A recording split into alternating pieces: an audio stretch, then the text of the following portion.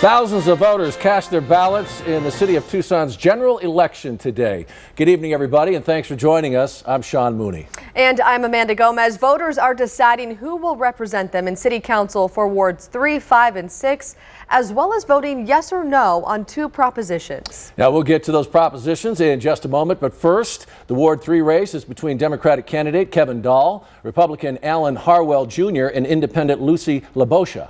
In Ward 5, you have Democratic Councilman Richard Fimbres and Republican Shelley Cross, who is a write-in candidate. And finally, in Ward 6, Democrat Steve Kozachik is seeking a 4th term. He is taking on independent candidate Val Romero. We have full team coverage tonight. News 4 Tucson's Angelique Lizardi joins us live to break down all you need to know on the Ward 3 race. Eric Fink will cover Ward 6. And Priscilla Casper is in studio for us with a look at the propositions on the ballot. But we begin with Angelique live from City Hall to start off our coverage. Well, good evening, Sean and Amanda. Certainly going to be a very interesting night here during the election evening in terms of results. Now, we did speak to city officials earlier, and they say as of right now, voter turnout has been steady. Right now, though, keeping a close eye on the Ward 3 race. Right now, though, Karen Ulick has been holding that seat after, according to officials, she was appointed to serve the remaining term of Councilman Paul Durham after his resignation. Ulick not seeking the position for a full term. That's something very important to know. Also, though, let's get to know these contenders for this evening's general election. Democrat Kevin Dahl, right now he is an Arizona senior program manager at the National Parks Conservation Association. His main focus would be climate change if elected. And Republican Alan Harwell is new to politics. He wants to eliminate school mask mandates and focus on law enforcement funding.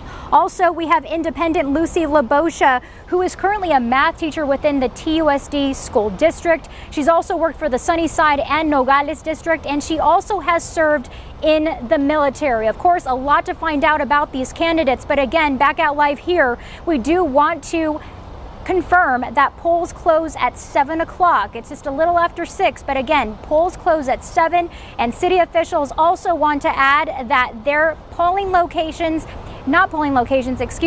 their tabulation systems are very secured, they're alarmed, and they are being monitored by surveillance. We're live here at City Hall. I'm Angelique Lizardi, News 4 Tucson. Thank you, Angelique. And as we continue our coverage of these ward races, in Ward 5, incumbent Richard Fimbres is hoping to continue his tenure as he faces Republican write-in candidate Shelley Cross. The longtime Democrat has served on the Tucson City Council since 2009 and had been running unopposed until now. His campaign says his career has centered around poverty and economic development, bringing hundreds of jobs to Ward 5 and creating programs to support the homeless. Now, Shelley Cross is a retired nurse. She said she threw her hat in the ring because she wants to see change, as well as do away with vaccine mandates in Tucson and strengthen our police force.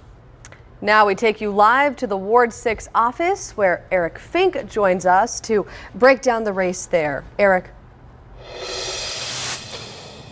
Hey there, Amanda. Ward 6 Councilman Steve Kozachik vying for a 4th term on Tucson City Council tonight. The Democrat faces his challenger, Val Romero. Romero is an independent and a small business owner. Now, voters who still have those mail ballots, well, you have a little less than an hour left to get those ballots back to a polling location. Kozachik just a few weeks ago voted in support of a vaccine mandate for city employees. He tells me that he thinks that vote on the council will play in his favor tonight. He says more than 85% of employees in the city of Tucson got vaccinated against COVID without having that mandate go into effect. Kozachik says he's heard from constituents thanking him for that vote. Now, on the other side, I spoke with Romero over the phone this morning. He says he's been an independent since 2001. He says if he were on the council, he would have voted against a vaccine mandate for city employees.